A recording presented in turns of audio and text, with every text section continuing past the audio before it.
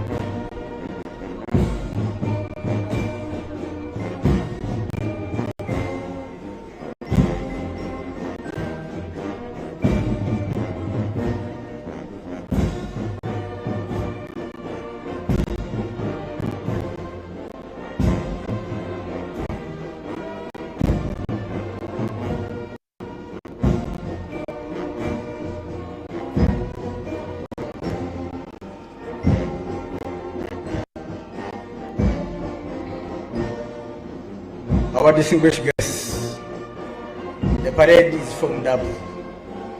It's made of the Uganda People's Defense Forces, the Uganda Police Force, the Uganda Prison Service, and the Uganda Wildlife Authority, the people who protect our natural heritage and the national parks. It's being commanded by Colonel Dewa Kiki.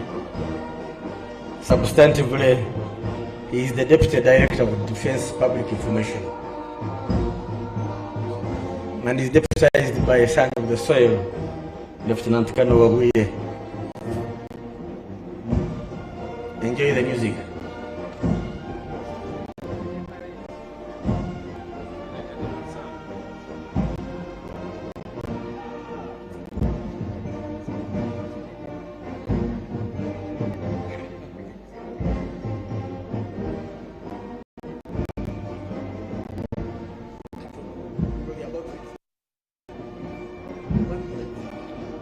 Banabusia eparedi yahanja alumuulire paredi njaha niyo uniform njaha okumba buyaha niho mwihale mwenjoyinge paredi ihulirwe nende kano de akiki naye alonderaho no isitundu sino Banabusia Lieutenant Kano Kenneth Wabwire.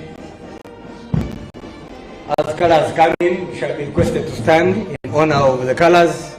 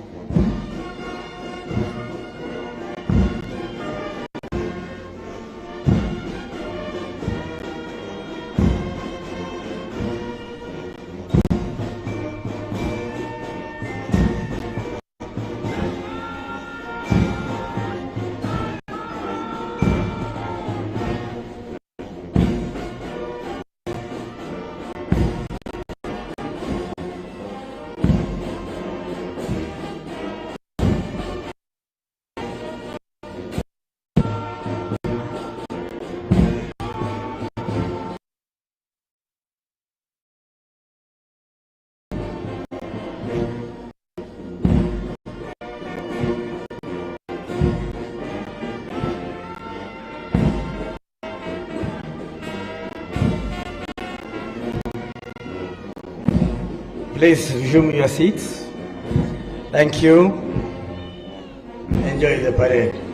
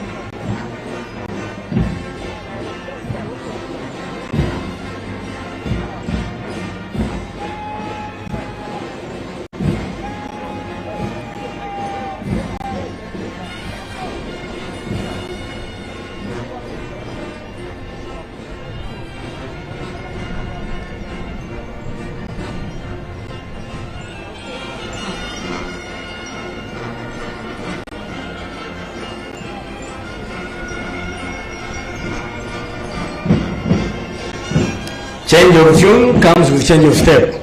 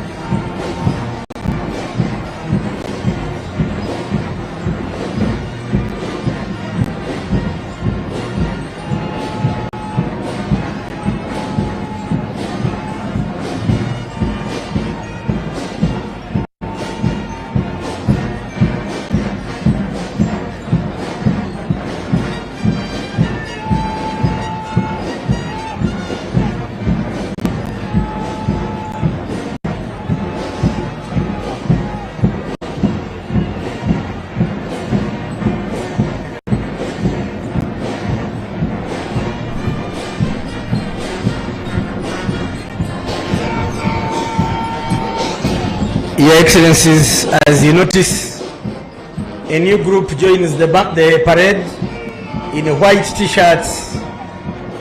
That's the UPDF circle. There was Wazalendo circle, the biggest circle in the country and the richest circle.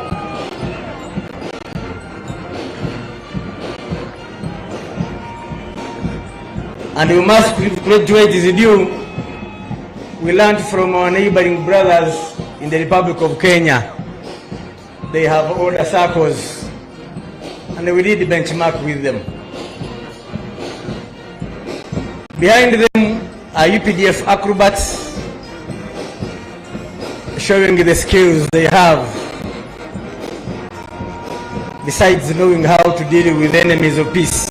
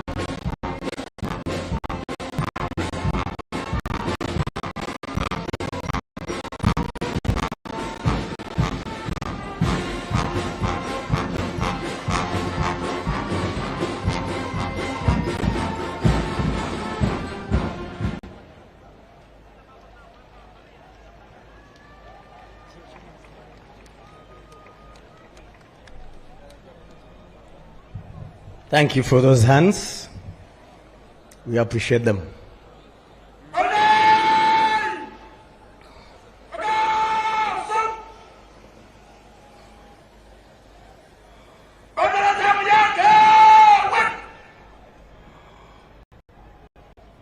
Parade is moving into the order.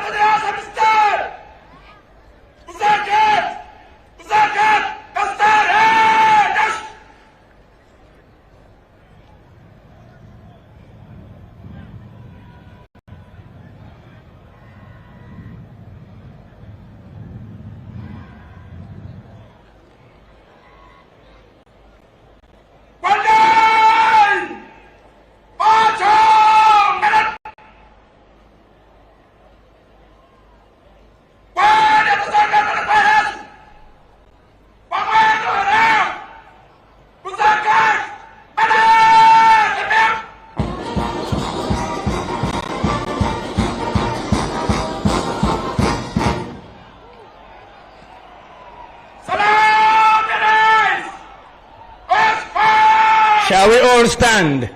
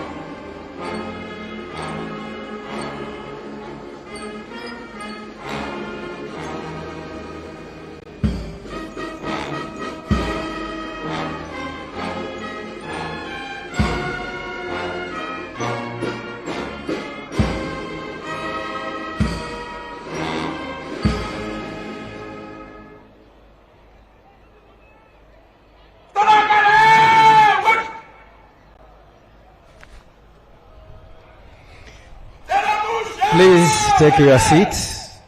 Please take your seats.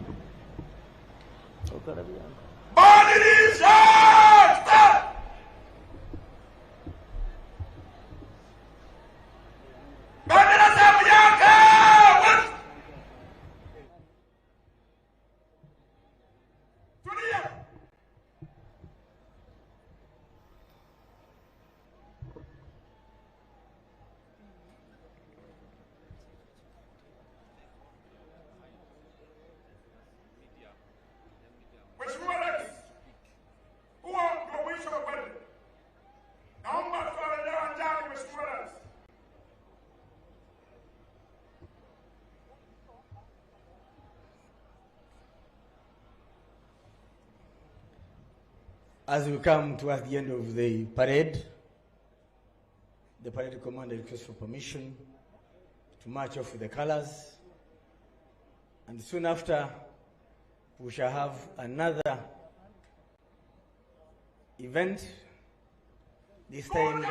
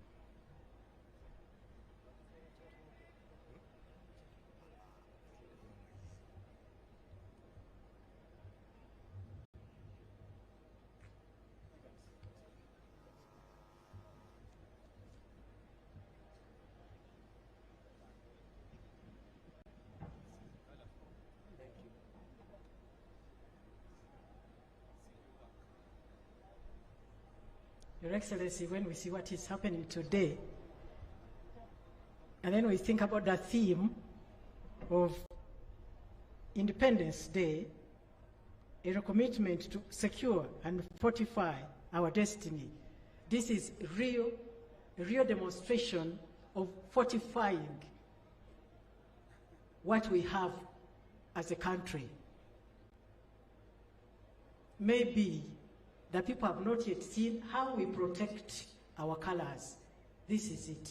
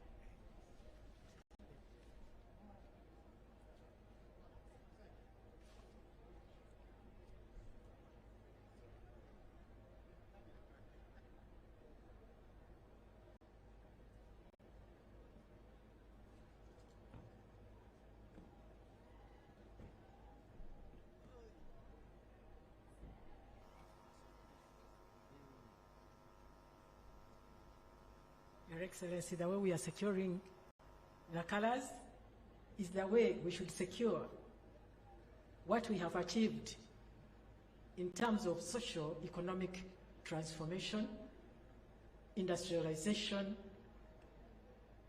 the areas of science and technology,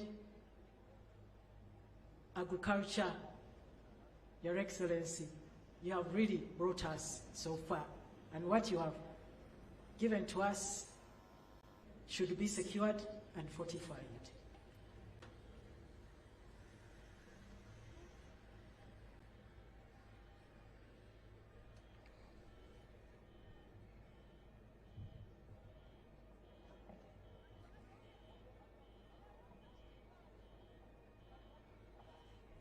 Parade commander is about to hand over to his second in command.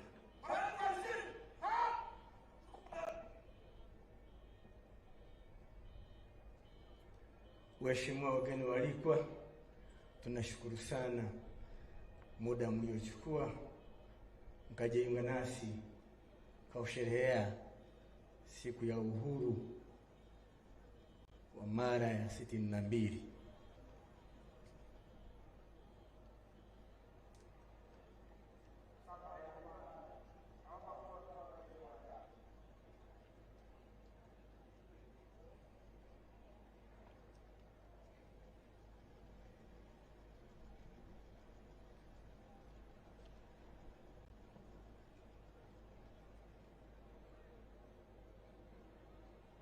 A round of applause for the parade commander as he completes his duty today.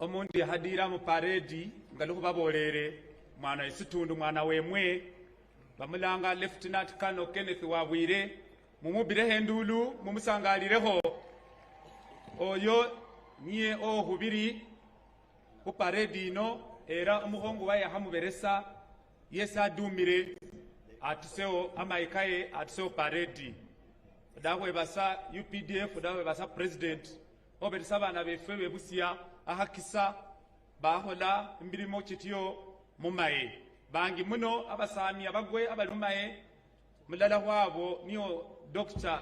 Kano Nekesa Victoria ibadola ahihiramaye mu parliament mulala ko bana befe mu Busia muno pero FCO primary school.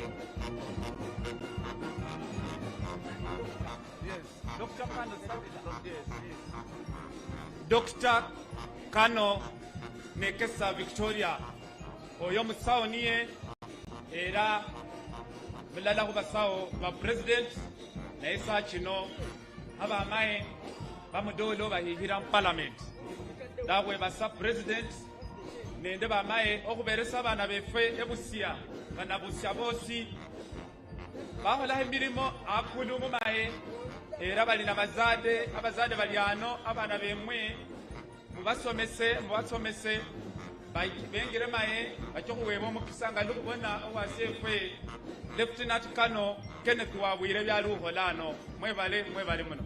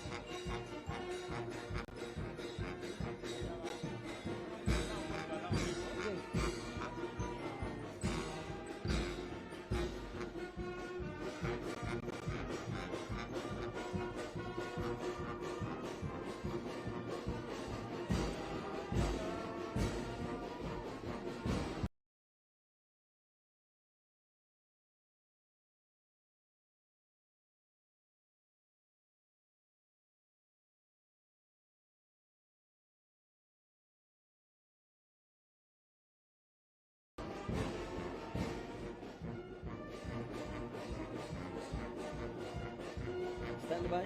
Stand by.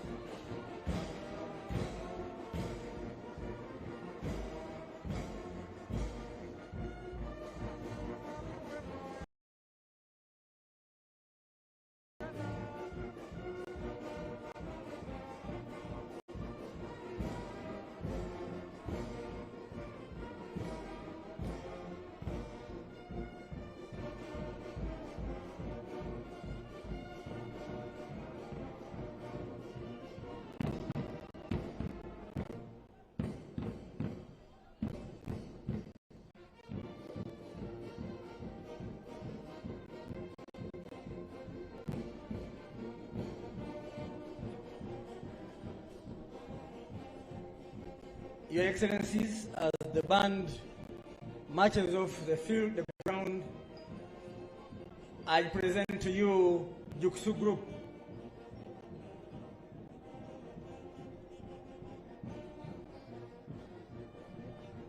Combat martial arts, please get ready. Combat martial arts. The combat martial arts.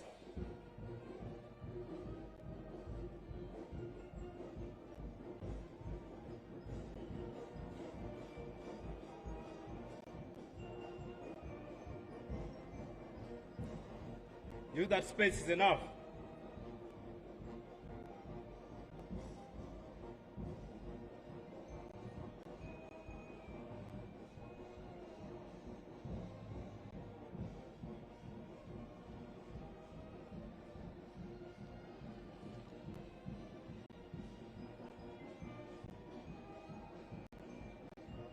Your Excellency, sir, I'm Lieutenant Alex Lachame, the team leader of Kyokshul Combat Martial Arts SFC, and we are happy to present to you the Combat Martial Arts today on our Independence Day. We're a team of 29 and ready to showcase some skills of combat martial arts. The first pattern is a hand-to-hand fight, which they're about to demonstrate now.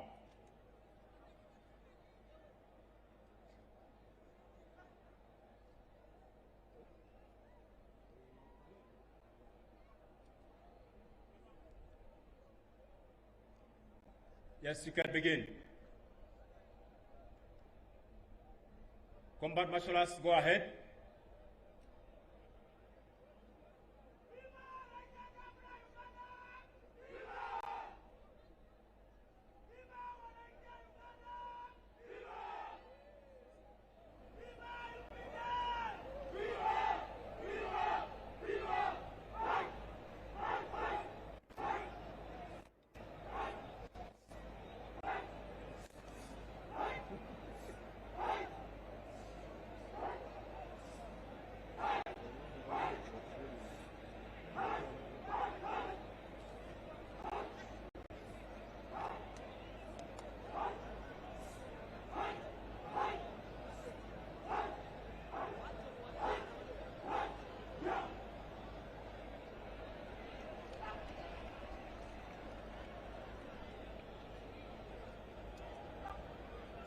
The next action drill, sir, is a one-on-one combat fight. Please, our dear viewers, the activities we'll be witnessing today are not safe to be practiced at home. They are activities that are done by trained professional soldiers. So please, at home, don't do it. It's only meant for self-defense and in time of combat.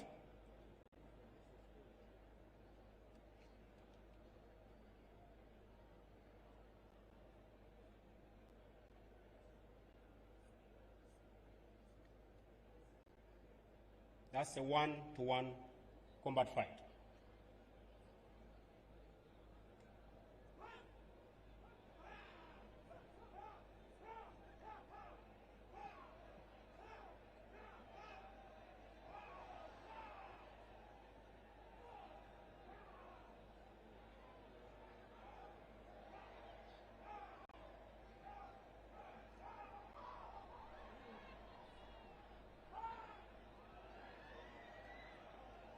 Never practice that at home, please, our viewers. The next action drill is the hand-knife fight. It is a drill that helps a soldier fight with a bayonet or a hand knife.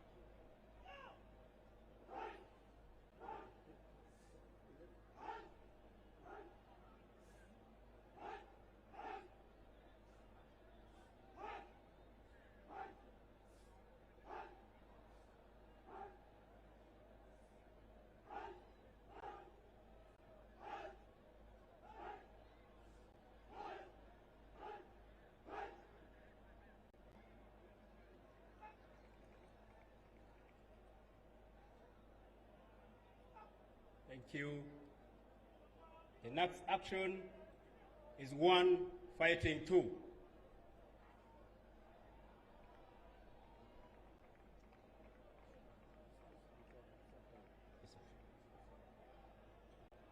Combat marshals, please work on time.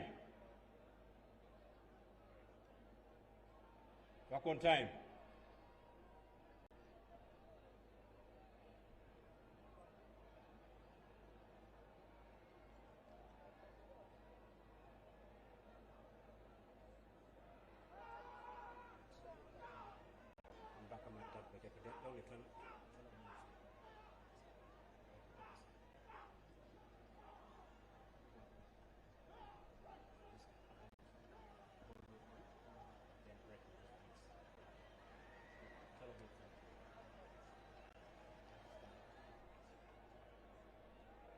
The next action is a cold weapon combination. This helps a soldier to fight with only his weapon when he chooses not to release any bullet.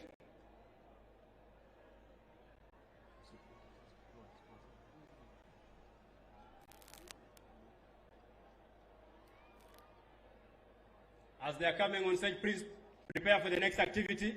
We don't have time. Prepare for the next activity, the nails.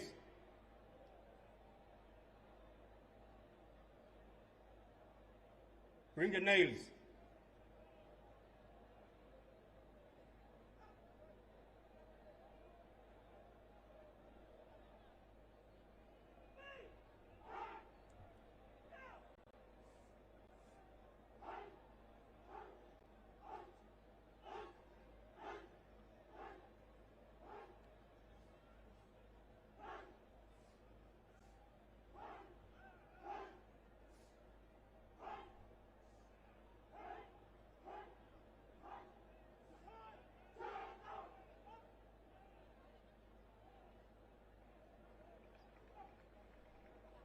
The next action is 3 fighting 1.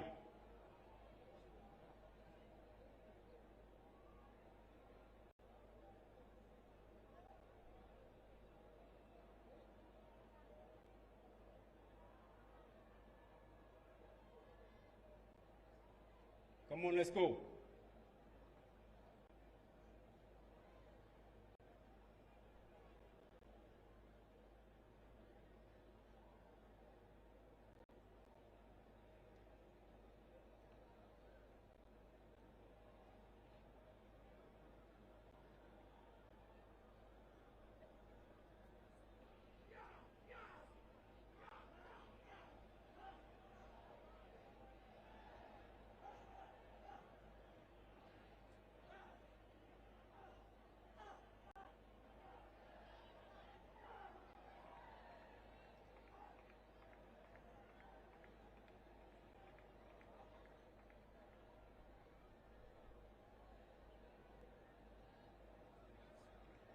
Yeah, they're the bricks.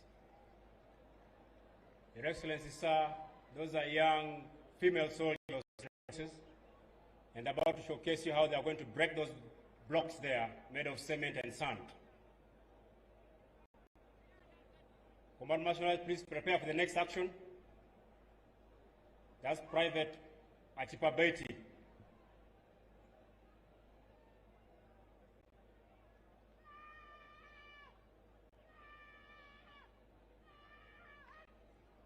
That's it. Next one is Private Adong Oliver.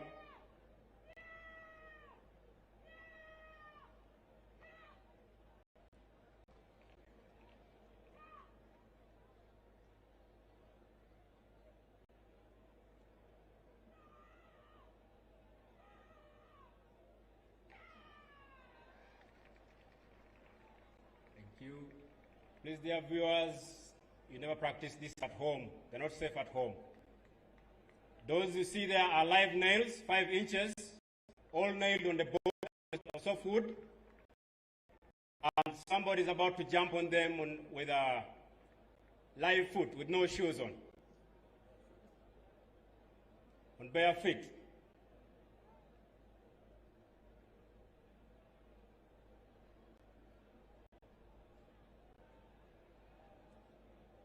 Dear viewers, never practice that at home.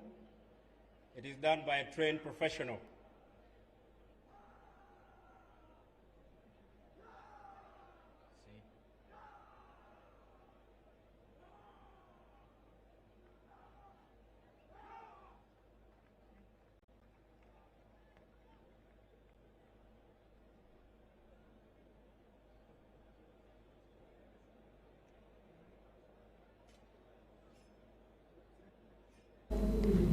Good afternoon, our dear viewers of GNTV. It is a beautiful afternoon of Wednesday, 9th of October 2024, and today Uganda is celebrating her 62nd Independence Day, and the occasion is taking place in BUSIA district. And I'm here to tell you that the President of Uganda, His Excellency Yoweri Kaguta Museveni has already arrived, and let's look at the background of Uganda since 1962.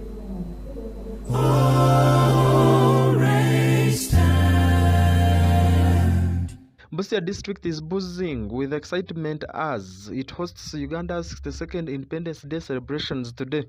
This is the first time the district is hosting a national event of this scale, making it a historic occasion. The celebrations, themed a recommitment to secure and fortify our destiny, will be held at Usiko PTC grounds in Masafu Town Council, BUSIA district. Thousands of people have gathered to celebrate, including dignitaries from across the country and beyond. The Uganda People's Defense Forces, Uganda Police Force, and Uganda Prison Services were all rehearsing at Usiko Primary School, drawing attention from local residents who were witnessing the activities for the first time. Security has been heightened in and around the celebration grounds to ensure a smooth and safe event.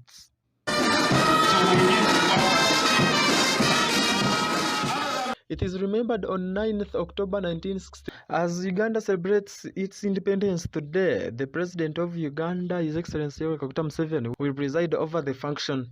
During the event, 40 distinguished people will receive national medals as approved by the President.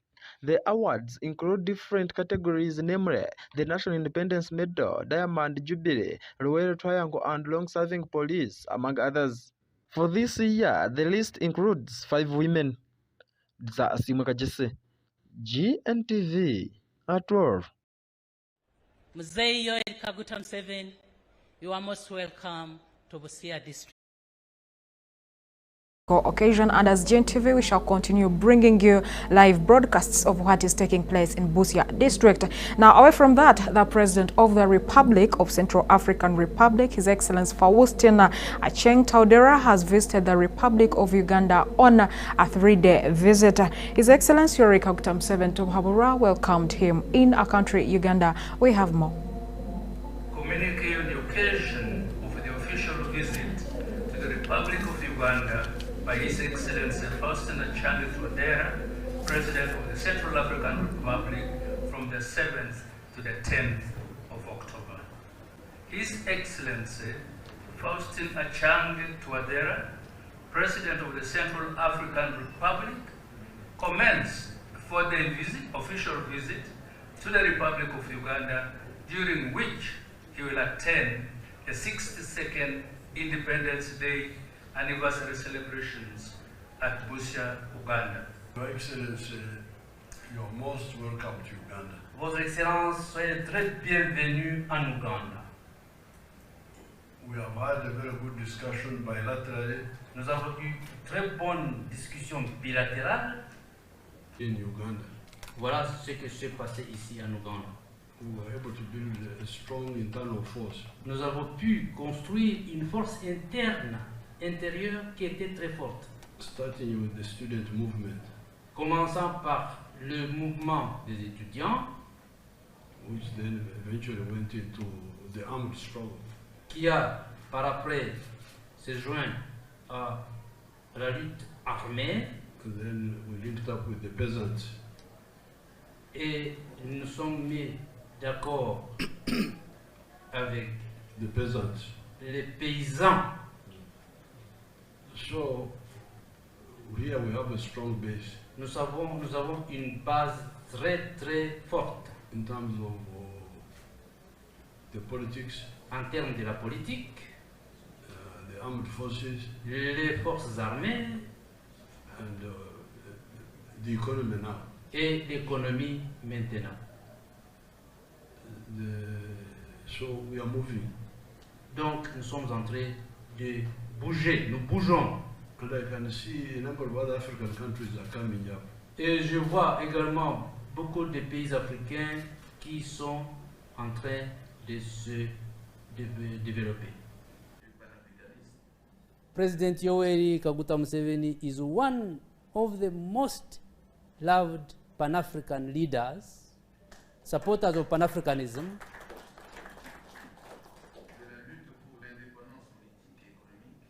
For the independence of the economic and political stability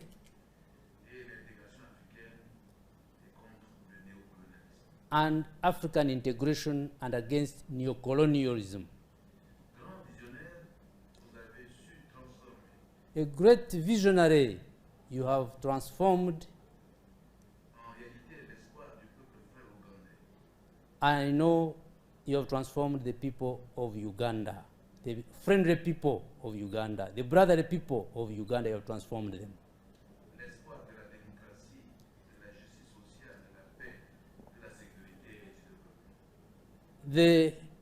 That hope of security, prosperity among the people is great.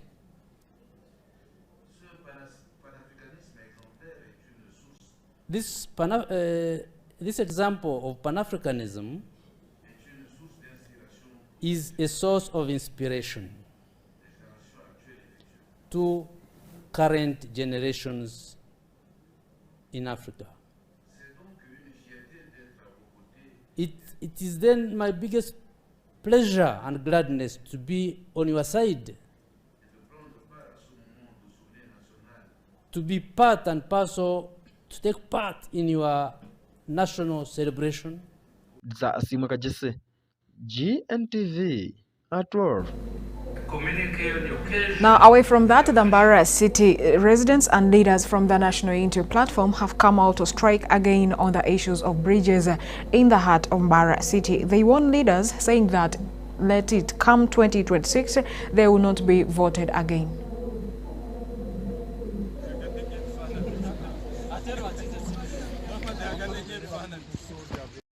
Business community in Mbarara City are crying because of bridges and poor transportation means, whereby some bridges were swept away by rivalries 2 years back, and now it's difficult for somebody to cross from Mbarara City to Isinjo district because they have no access to the main roads. We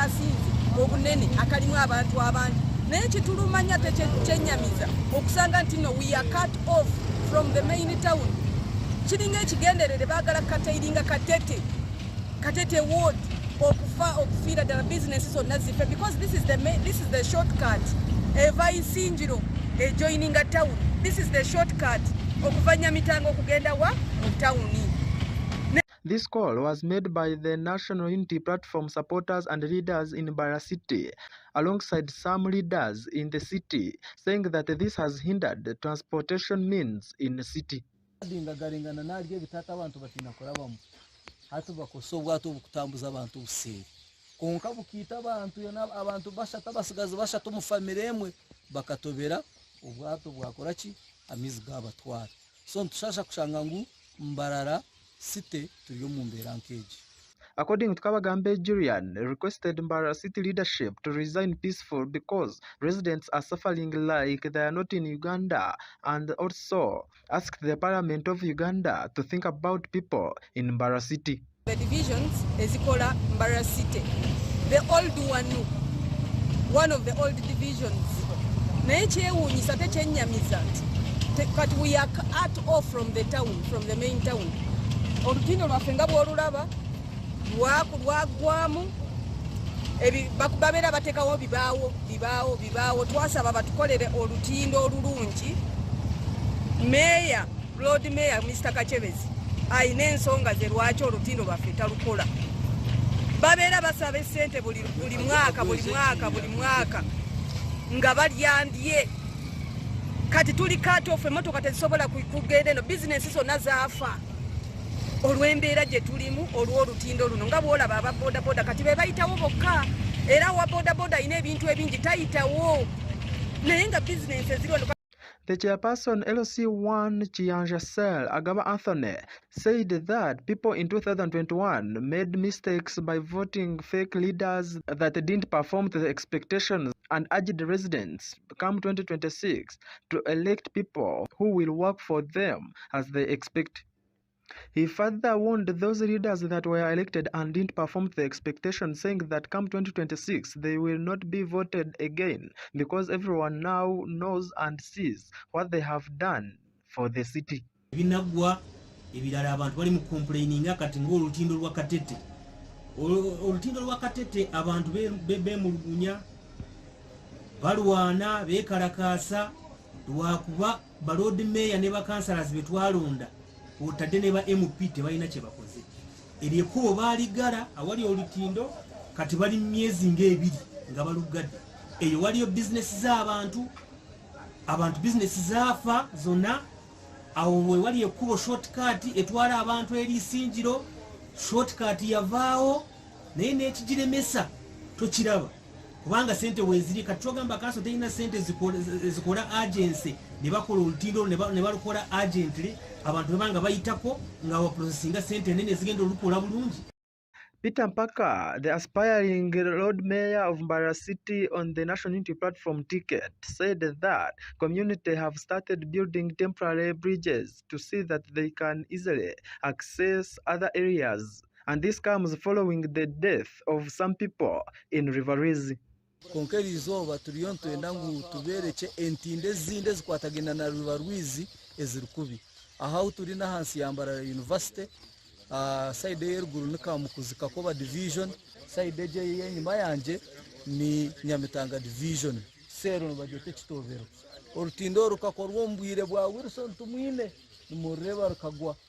Kurwagwire bakabanza baruvandora izinge byo mababe tema babiyeho byo na mugirebe mite ingwe temire nimurebe byo mabya gadis byo na kizuruho orutindo rwagwamo.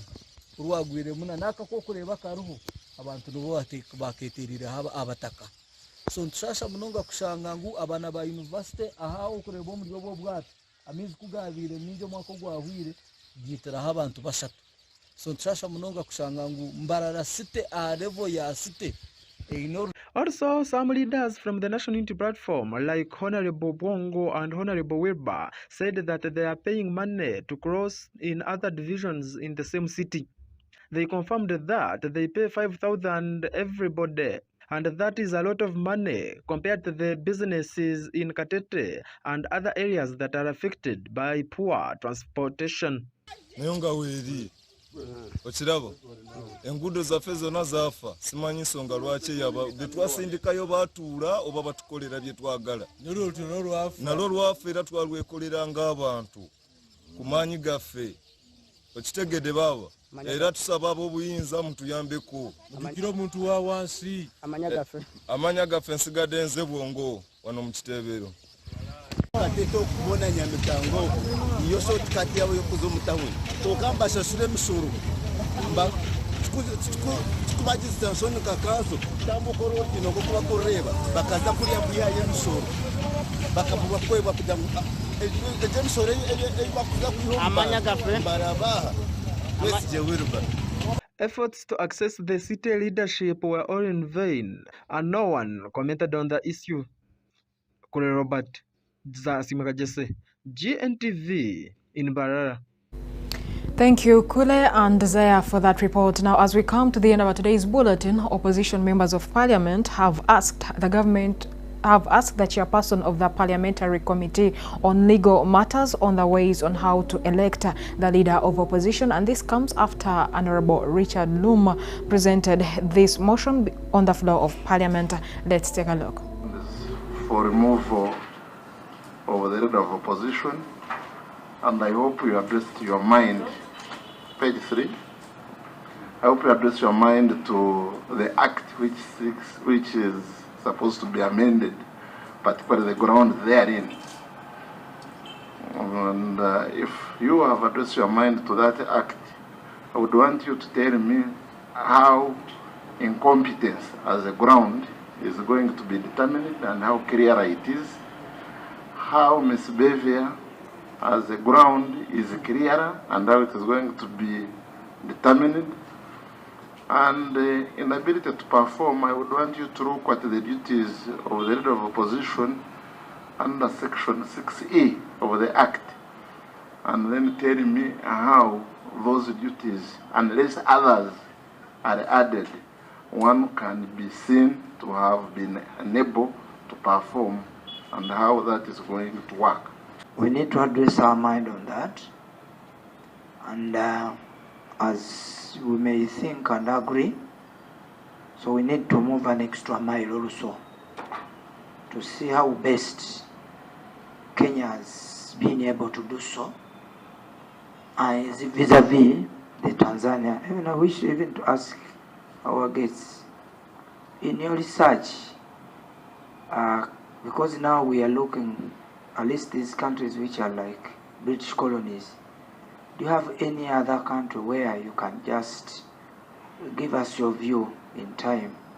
Or at least there was either other colony apart from British, and we get at least analysis as regards to this political liberty as we are moving to this.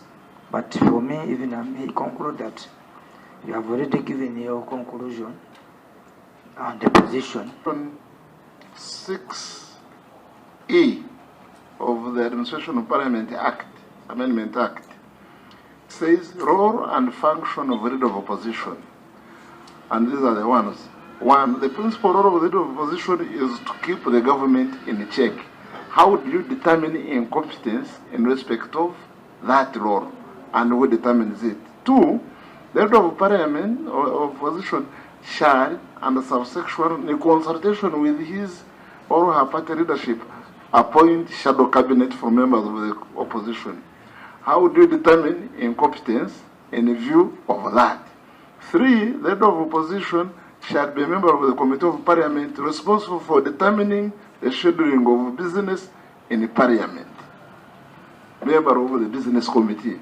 How do you determine incompetence vis-a-vis that?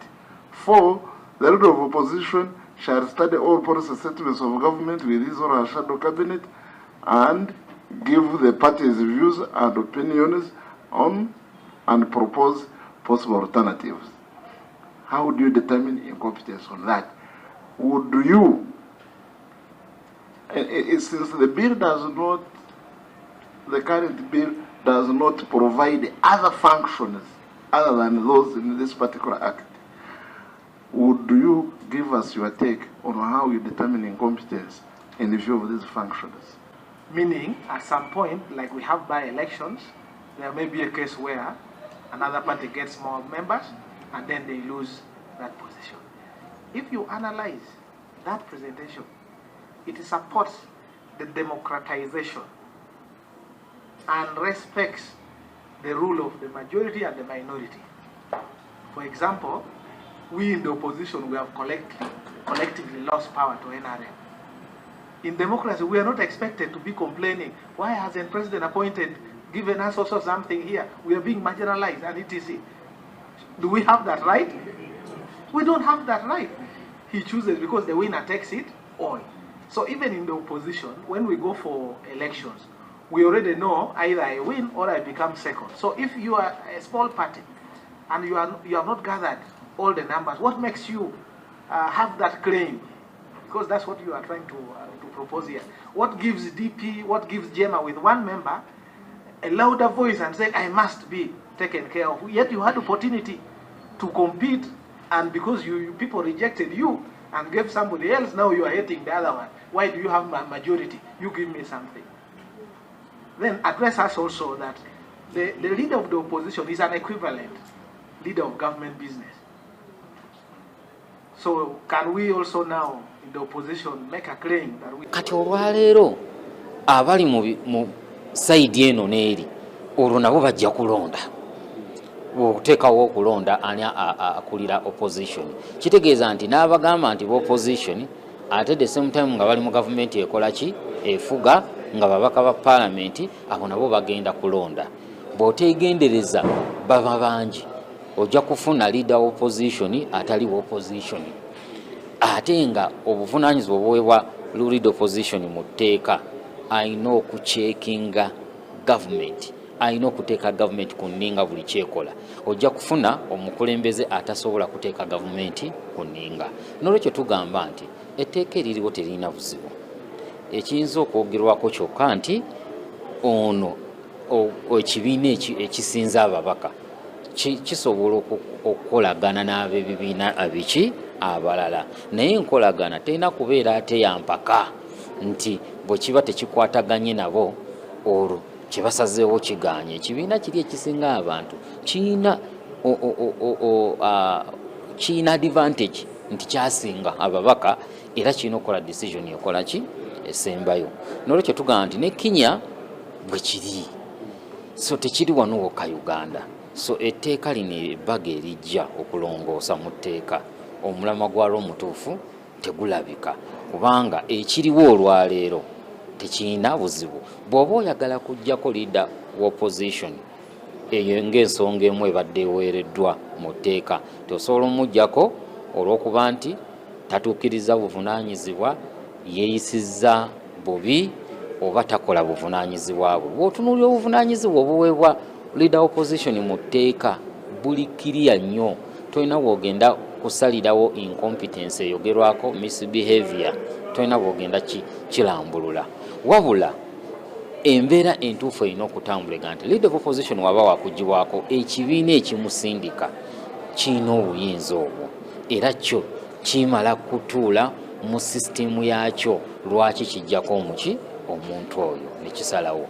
Naye tunakiteeka mu tteeka ng'etteeka teriwa parameters ate nga ebibiina bijjudde mu saidi evuganya ne saidi efuga, naye eriyo ab'ebibiina olwo multi-party system eba egenda kukola ki kufiira ddala. Clinton Nahwe Mjomba, GNTV at 12. We appreciate you, Clinton, for that report, and our dear viewers of GNTV. That report brings us to the end of today's newscast. I'm Adian Atwandize, GNTV at 12, and we wish you a happy Independence Day, and do not miss the lunch hour that is coming up here on GNTV. But still, as GNTV, we will continue with the live broadcasts. Once again, happy Independence Day.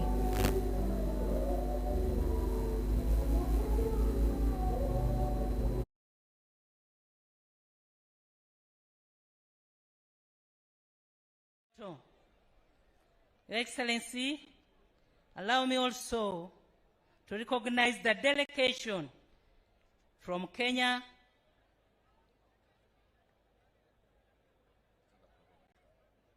Can you please stand up for recognition?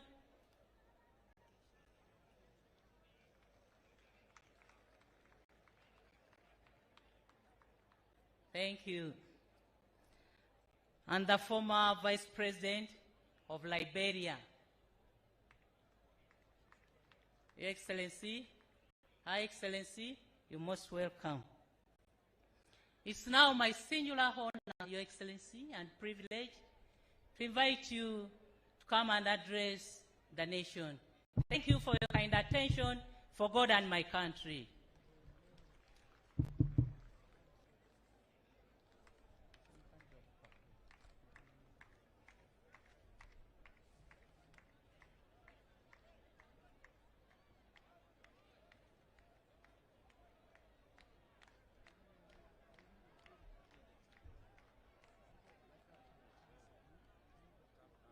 Ababusiya muriyo, ababusiya muriyo mutye, muri burungi.